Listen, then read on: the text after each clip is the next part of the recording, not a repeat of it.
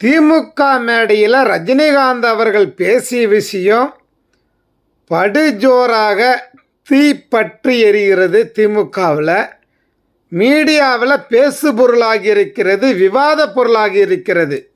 எல்லா மீடியாவிலையும் விவாதிக்கிற அளவுக்கு அது போயிருக்குது என்றால் ரஜினுடைய வார்த்தைகளுக்கு எவ்வளவு கம்பீரம் இருக்குதுன்னு பாருங்கள். எனக்கு என்ன தோணுதுன்னா, ரஜினிக்கு இது யாரோ சொல்லி கொடுத்து தான் பேசின மாதிரி இருக்குது. அது உதயநிதி சொன்னாரா இல்லை முக ஸ்டாலின் சொல்லி கொடுத்தாரான்னு தெரியல. யாரோ ஒருத்தங்க சொல்லியிருக்கிறாங்க, இதை மாதிரி நீங்கள் பேச முடியுமா அப்படின்னு சொல்லிட்டு. ஏன்னா இந்த பழைய வலுதானவர்களுக்கு எப்படியாவது திமுக அமைச்சரவையில் இருந்தும் கட்சியில் இருந்தும் அவர்களை ஓரங்கட்டுவதற்கு திமுக தலைமையால் முடியல. அதனால் யாரையாவது வைத்து பேசி இதை ஒரு முடிவுக்கு கொண்டு வரணும்னு திமுக முடிவு பண்ணியிருக்கும்போது ரஜினியிடம் சொல்லி பேச வைத்திருப்பார்களோ என்ற சந்தேகம் வருகிறது. ஏன்னா முக ஸ்டாலின் அதே மேடையில் சொல்கிறாரு, நீங்கள் சொன்ன கருத்தை சொன்ன அறிவுரையை நான் கேட்குறேன் அப்படின்னு சொல்லிட்டு சொல்லிக்கிறாரு. அதற்கு பிறகு உதயநிதி ஒரு மேடையில் பேசுகிறாரு. நீங்களே பார்த்துருப்பீங்க ரஜினிகாந்த் அவர்கள் என்னென்ன பேசினார்னு சொல்லிட்டு.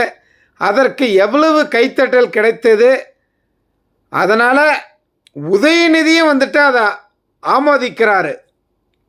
ரஜினி சொன்னது சரிதான், இந்த வயதானவர்கள் திமுகவில் இருந்து வழிவிட்டு இளைஞர்களுக்கு வழிவிடணும்னு சொல்லிட்டு முக ஸ்டாலினும் உதயநிதியுமே ஆமோதிக்கிறாங்க. ஆனால் வயதான கட்டைகள் திமுகவில் விடாமல் அங்கே உட்காந்துருக்கிறாங்க. அதுதான் பிரச்சனையை. இப்போ ரஜினிகாந்தை துரைமுருகன் என்ன சொன்னார், பல்லு போனவர்களெல்லாம் இன்னும் படத்தில் நடிக்கிறாங்க, அதனால தான் சினிமாவில் இளைஞர்களுக்கு வழி விடாமல் இவங்க நிற்கிறாங்கன்ற மாதிரிலாம் சொன்னார். இந்த கருத்தை துரைமுருகன் இப்படி பேசுவார்னு சொல்லிட்டு முக ஸ்டாலின் அவர்களை எதிர்பார்க்கல.